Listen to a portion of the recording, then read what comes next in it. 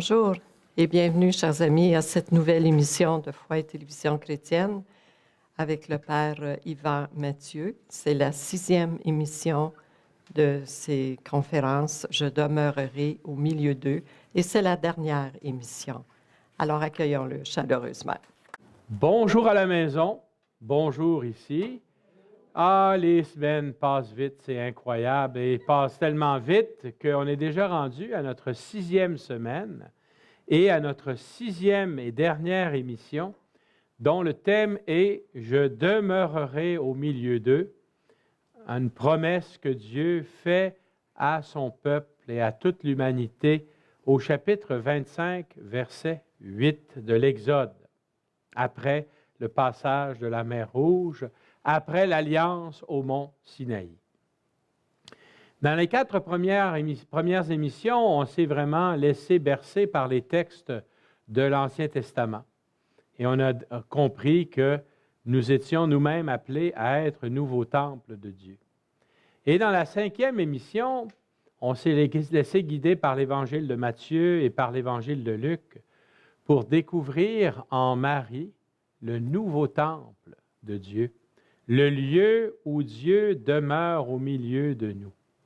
Et on s'est dit en terminant que Marie, elle pouvait nous enseigner à être fidèles à notre mission, d'être pierre vivante dans le nouveau temple de Dieu qu'est l'Église. À l'occasion de cette dernière émission, j'aimerais qu'on aille du côté de l'Évangile selon Saint Jean. Vous connaissez tous Saint Jean, grand mystique, hein? C'est vraiment... On est toujours dans l'Évangile, mais Jean est représenté comme l'aigle qui vole très haut et qui a des yeux perçants. Alors, on est amené à voler très haut et à regarder avec des yeux perçants le mystère de Jésus. Et j'aimerais nous rappeler simplement comment ça commence, l'Évangile de Jean. Hein? Ça commence par le prologue, chapitre 1, versets 1 à 18. Au commencement était le Verbe, et le Verbe était tourné vers Dieu, et le Verbe était Dieu.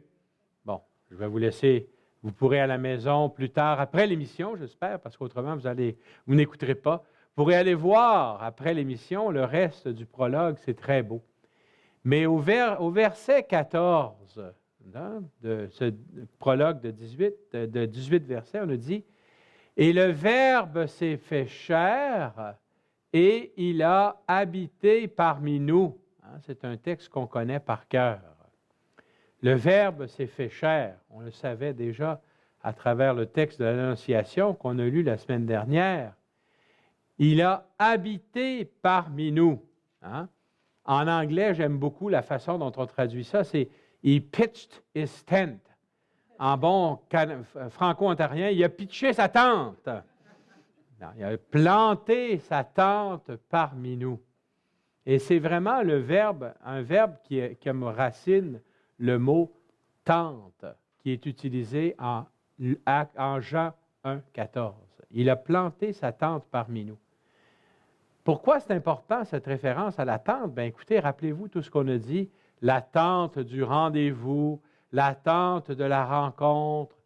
Notre ami David qui dit « Moi, je vis dans une maison de cèdre, l'arche du Seigneur vit dans une tente. » Ça nous rappelle le but de l'incarnation.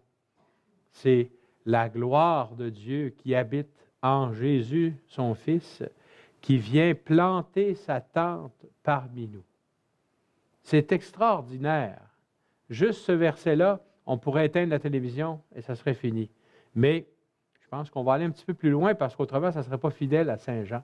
L'Évangile de Jean est divisé en 2 grands morceaux. Il y a d'abord le 12 premiers chapitres, après le prologue, qu'on appelle le livre des signes. Le livre des signes. En fait, c'est les 13 premiers chapitres. Et au chapitre 13, il y a des Grecs qui veulent venir voir Jésus, et Jésus comprend que son heure est arrivée. Et là, il commence à enseigner ses disciples. C'est le livre de l'heure qui commence au chapitre 13 et qui va jusqu'au chapitre 20. Alors nous, on va lire cet après-midi pour nous cet après-midi, mais aussi pour ceux qui regardent l'émission à la télévision. C'est l'après-midi aussi. Pas tout le chapitre 14, mais une bonne partie du chapitre 14, pour comprendre la manière dont Jésus veut continuer pour toute l'éternité d'être cette présence de Dieu qui demeure au milieu de nous. Et ça commence ainsi, chapitre 14, verset 1. « Que votre cœur ne soit pas bouleversé. Vous croyez en Dieu, croyez aussi en moi. Dans la maison de mon Père, il y a de nombreuses demeures. Sinon, vous aurais-je dit, je pars vous préparer une place. Quand je serai parti vous préparer une place, je reviendrai et je vous amènerai auprès de moi, afin que là où je suis, vous soyez vous aussi. Pour aller où je vais, vous savez le chemin. » C'est extraordinaire parce que vous vous rappelez ce qu'on a vu, la marche des Hébreux au désert, le fait que Jésus soit la nouvelle tente du rendez-vous. Il a planté sa tente parmi nous. Voici qu'on nous parle non seulement d'un temple ici sur terre, mais d'un temple là où Jésus s'en va. Dans la maison de mon Père, ça c'est la maison du royaume de Dieu, là où nous sommes tous appelés à entrer à la fin des temps, il y a de nombreuses places. Et quand je serai allé vous préparer une place, je reviendrai et je vous amènerai auprès de moi, afin que là où je suis, vous y soyez, vous aussi. Ça nous rappelle la colonne de nuée qui se lève et qui marche vers la terre promise, qui dirige les pas du peuple choisi vers cette terre où coule le lait et le miel. Et le Christ ressuscité, lui qui est parti, mais qui reviendra, il est cette lumière. Il se lève pour nous montrer le chemin vers la maison du Père, qui sera véritablement le nouveau temple, le lieu où, au lieu que Dieu demeure au milieu de nous, c'est nous qui allons demeurer chez lui. C'est comme si, comme avec David, la chose s'était renversée. David dit, je vais y construire une maison. Est-ce toi qui vas me construire une maison? C'est moi qui vais te construire une maison. Est-ce moi qui va habiter chez vous ou vous qui allez habiter chez moi? Je pense que la réponse ultime, c'est que nous allons tous habiter dans la demeure de Dieu, dans la maison de Dieu où il y a une place pour chacun. Bien entendu, c'est pas facile à comprendre. Puis heureusement pour nous, on a Thomas. Thomas, notre jumeau. Thomas qu'on va rencontrer au dimanche de la miséricorde. Mets ta main dans mon côté. Thomas qui avait dit, si je ne vois pas les marques des clous, si je ne mets pas ma main dans son côté, je ne croirai pas. Et Thomas, auquel Jésus s'est montré vivant, son nom, Didyme, veut dire jumeau. Comme nous, il a besoin de signes pour croire. Et écoutez ce qu'il dit. Seigneur, mais on ne sait même pas ce que tu t'en vas. Comment pourrions-nous savoir le chemin? Et là, Jésus répond à une réponse qu'on connaît toujours et qui résonne à nos cœurs toujours. Jésus lui répond, moi, je suis le chemin, la vérité et la vie. Personne ne va vers le Père sans passer par moi. Alors, qui est celui qui habite au milieu de nous pour nous montrer la présence de Dieu? C'est le Christ. Qui est celui qui nous met en marche pour aller vers la maison du Père, la maison éternelle? C'est le Christ. Alors, s'il est notre chemin, si nous le laissons nous redonner sa vérité, alors nous entrerons pleinement dans la vie. Puisque vous me connaissez, vous connaîtrez aussi mon Père. Dès maintenant, vous le connaissez et vous l'avez vu. Et là, on a Philippe. Alors ça, c'est intéressant. Il y a 3 disciples qui jouent ici avec Jésus. D'abord Thomas. Philippe, c'est celui qui avait dit, quand Jésus avait décidé d'aller à Jérusalem, « Allons mourir avec lui ». Puis c'est lui qui avait présenté Nathanaël à Jésus aussi. 3e appelé.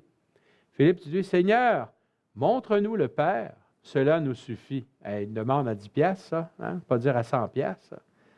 Montre-nous le Père. Et Jésus lui dit, il y a si longtemps que je suis avec vous et tu ne me connais pas, Philippe. C'est moi qui te montre le Père. Qui m'a vu a vu le Père. Celui qui m'a vu a vu le Père, dit Jésus. Comment peux-tu dire, montre-nous le Père? Tu ne crois donc pas que je suis dans le Père et que le Père est en moi? Ici, c'est le verbe être qui est utilisé, mais on va voir le verbe demeurer dans quelques instants. Les paroles que je vous dis, je ne les dis pas de moi-même. Le Père qui demeure en moi. Le Père qui demeure en moi.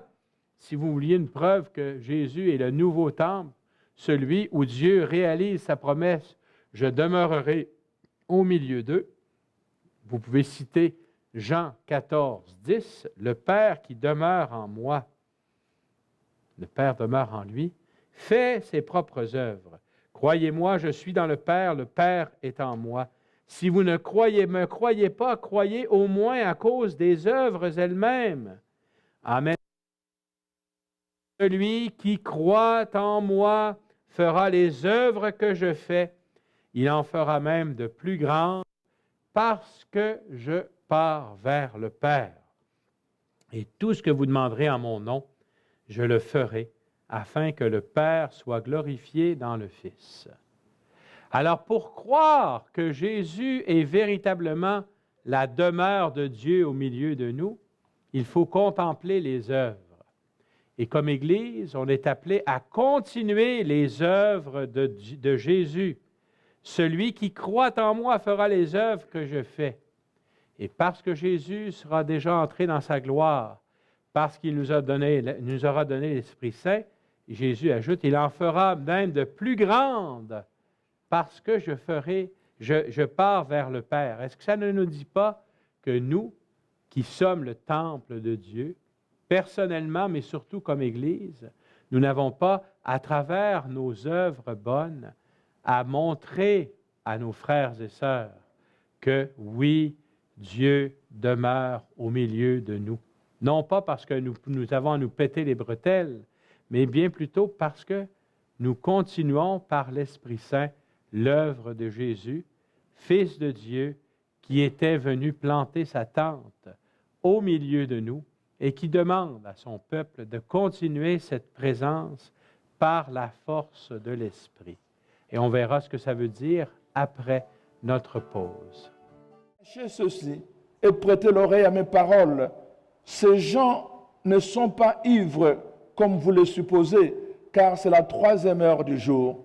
Mais c'est ici ce qui a été dit par le prophète Joël. En d'autres termes, ce qui a été promis. Dans les derniers jours, dit Dieu, je répandrai mon esprit sur toute chair. Vos fils et vos filles prophétiseront. Vos jeunes gens auront des visions. Vos vieillards auront des songes. Nous sommes de retour après cette petite pause. On s'est laissé sur une promesse de Jésus tout à l'heure que nous allions faire les mêmes œuvres que lui et que nos œuvres seront bien plus grandes parce qu'il sera parti vers le Père. Et vraiment, on se demande pourquoi, comment ça se fait? Bien, c'est à cause de l'Esprit Saint. Écoutez Jésus qui continue en disant, « Quand vous me demanderez quelque chose en mon nom, moi, je le ferai. Si vous m'aimez, vous garderez mes commandements. Moi, je prierai le Père. » Et qu'est-ce que le Père va nous donner à la réponse de la prière de Jésus? Je relis encore Saint Jean. « Il vous donnera un autre défenseur qui sera pour toujours avec vous, l'Esprit de vérité, lui que le monde ne peut recevoir car il ne le voit pas et ne le connaît pas. Vous, vous le connaissez car il demeure auprès de vous et il sera en vous. » Ah, ça va être après la résurrection, une autre forme de demeure. C'est la gloire, Dieu lui-même, ensuite la demeure du Fils dans notre monde. Et voici que l'Esprit Saint va demeurer avec nous, en nous, pour toujours. Voilà pourquoi Jésus nous dira, « Je ne suis pas orphelin, je reviens vers vous. » D'ici un peu de temps, le monde ne me verra plus, mais vous, vous me verrez vivant et vous vivrez aussi. Ce sont les apparitions de la résurrection. Et qu'est-ce que fait Jésus le soir de Pâques dans l'Évangile de Jean? Il souffle sur ses disciples et il dit « Recevez l'Esprit Saint ». Et dès que, heureusement, dans l'Évangile, dans le chapitre 14, on a eu déjà 2 interventions de disciples. Thomas qui dit « On ne sait pas où tu t'en vas, comment serions-nous le chemin? » Ensuite, on a eu Philippe qui lui a dit « Montre-nous le Père et cela nous suffit. » Et voici un 3e disciple, Jude, qui dit « Seigneur, que se passe-t-il? Est-ce que tu vas te manifester? Est-ce à nous que tu vas te manifester et pas au monde? » Il est surpris, moi. Il croit que Jésus est vraiment celui qui habite. Comment se fait-il que tu ne te manifesteras pas à tout le monde, puis seulement à nous? Bien, la réponse, c'est que c'est à travers nous maintenant que Dieu veut se manifester au monde. Et non pas par une apparition miraculeuse de Jésus, à moins que nous soyons un miracle. Écoutons la réponse de Jésus. « Si quelqu'un m'aime, il gardera ma parole. Mon Père l'aimera. Nous viendrons vers lui et chez lui, nous ferons une demeure. » Hey! C'est extraordinaire. Depuis la résurrection, si nous accueillons la parole de Dieu, grâce à l'Esprit Saint, nous aimons Dieu, nous gardons sa parole, et voici que le Père nous aime et que le Père et le Fils, dans l'Esprit Saint, viennent en nous et forment en nous une demeure. Celui qui ne m'aime pas ne garde pas mes paroles. Or, la parole que vous entendez n'est pas de moi, elle est du Père qui m'a envoyé. Je parle ainsi tant que je demeure en vous, mais le défenseur, l'Esprit Saint que le Père enverra en mon nom, lui vous enseignera tout et vous fera souvenir de tout ce que je vous ai dit. Alors, c'est extraordinaire, la confiance que Dieu a placée en Jésus et la confiance que Dieu, en Jésus, a placée en nous donnant l'Esprit Saint. La question de Jude, c'est une question qu'on pose parfois quand on a des difficultés de foi dans notre vie personnelle, quand on voit le peu de foi qu'il y a dans notre monde, quand on voit la difficulté qu'a l'Église à proclamer l'Évangile. Est-ce que ça ne vous est pas arrêté de dire, ça ne vous est pas arrivé de dire au Seigneur, qu'est-ce que tu attends pour faire quelque chose? Pourquoi tu ne te manifestes pas de manière claire, évidente? C'est un peu ça la question de Jude. Et Jude dit, le signe, Jésus répond à Jude et nous dit à nous, le signe de la présence de Dieu parmi les hommes, c'est l'action de l'Esprit dans vos cœurs. C'est vous. Si avec la force de l'Esprit vous accueillez ma parole, vous allez être le lieu où Dieu va réaliser sa présence. Je demeurerai au milieu d'eux. Hein? Et voici quel fruit ça donne pour savoir si véritablement le Seigneur est avec nous. C'est une parole qu'on dit à chaque Eucharistie avant de communier. Je vous laisse la paix, je vous donne ma paix. Je ne la donne pas à la manière du monde. Ce que votre cœur ne soit pas bouleversé, c'est ce qu'il disait au début, que votre cœur ne soit pas bouleversé. Vous croyez aussi en Dieu, croyez aussi en moi. On a la même chose ici, que votre cœur ne soit pas bouleversé ni effrayé. Vous avez entendu ce que je vous ai dit? Je m'en vais et je reviens vers vous. On est entre ce temps où Jésus est monté au ciel et il va revenir. Si vous m'aimiez, vous seriez dans la joie puisque je pars vers le Père, car le Père est plus grand que moi. Je vous ai dit ces choses maintenant avant qu'elles n'arrivent. Ainsi, lorsqu'elles arriveront, vous croirez.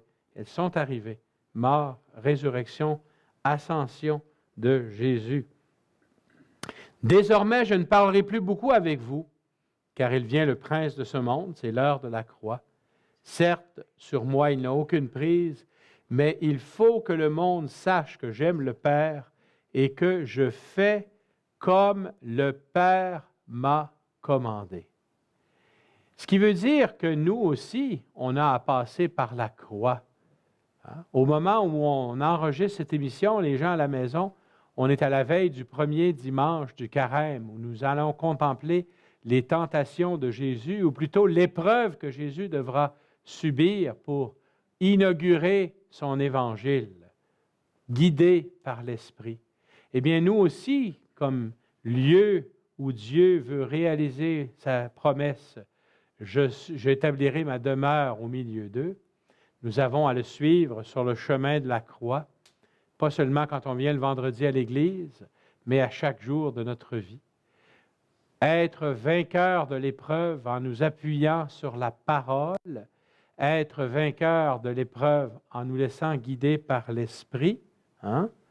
Il faut que le monde sache que j'aime le Père et que je fais comme le Père me l'a commandé.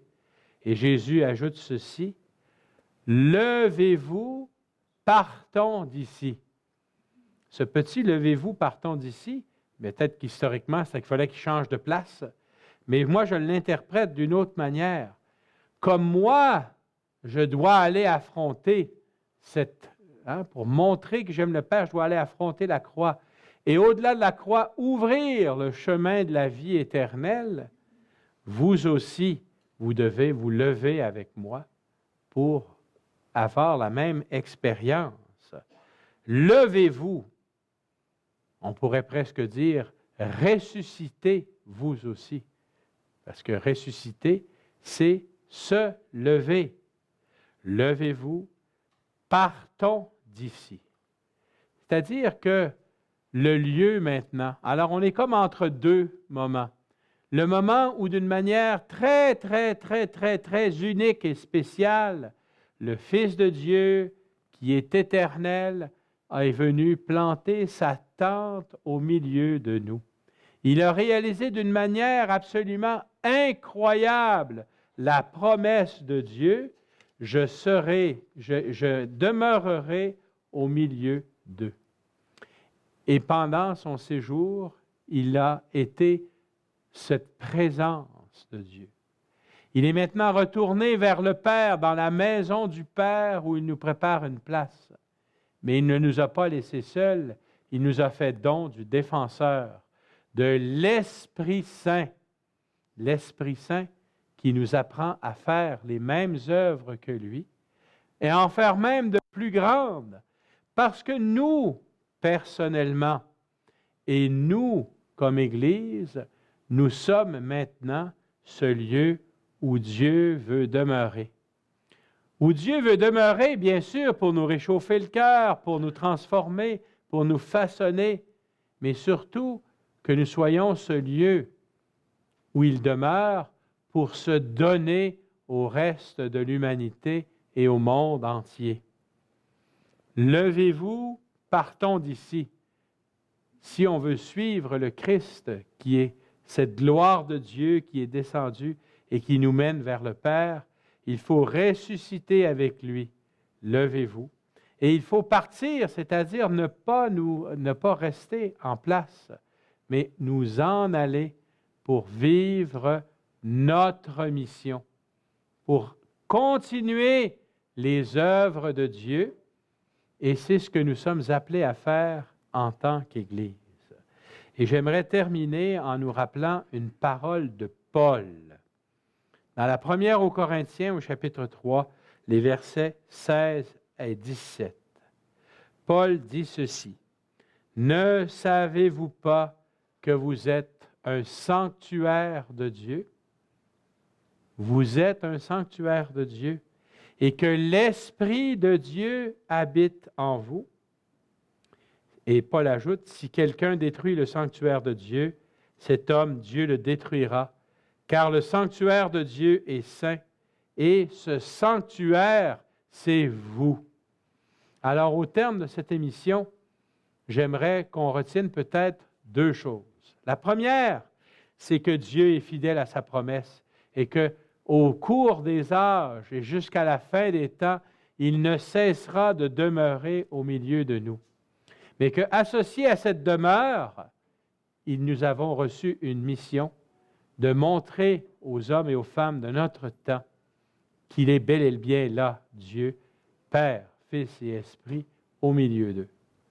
Et voici comment, je vais citer un autre texte de Saint Jean dans le livre de l'Apocalypse, au chapitre 3, verset 20. Je veux que cette série d'émissions se termine sur une invitation de Jésus ressuscité. « Voici que je me tiens à la porte et je frappe.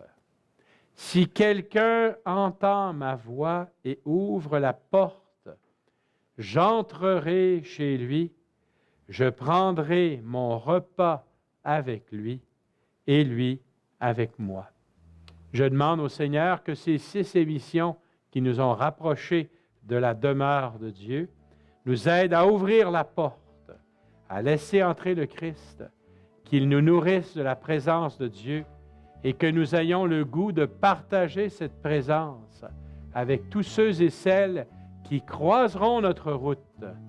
Soyez la demeure de Dieu parmi les hommes. Laissez-vous travailler par l'Esprit Saint. Amen. L'Esprit, pas juste poussé parce que ce que moi je veux, mais cherchant à voir ce que Dieu veut pour moi, pour ma vie de chaque jour. Seigneur Jésus, on dit qu'il est le chemin, la vérité et la vie. Eh bien, demandons que par l'intercession de Marie, la Vierge Marie, la Mère de Dieu, bien, cette grâce de la disponibilité, vous et moi, pour la mission. Frère, il est pécheur comme moi. Et je l'accueille et je l'aime, comme Jésus l'aime. Et c'est à ça que le Seigneur nous demande de faire. C'est ça que le Seigneur nous demande de faire. Ce brasier de la charité-là vient guérir notre cœur. Il guérit le cœur de chaque chrétien si notre cœur reste ouvert au pardon. Si on reçoit le pardon et la miséricorde du Seigneur, qui sommes-nous? Qui sommes-nous pour fermer notre cœur à la miséricorde aux autres? Qui sommes-nous?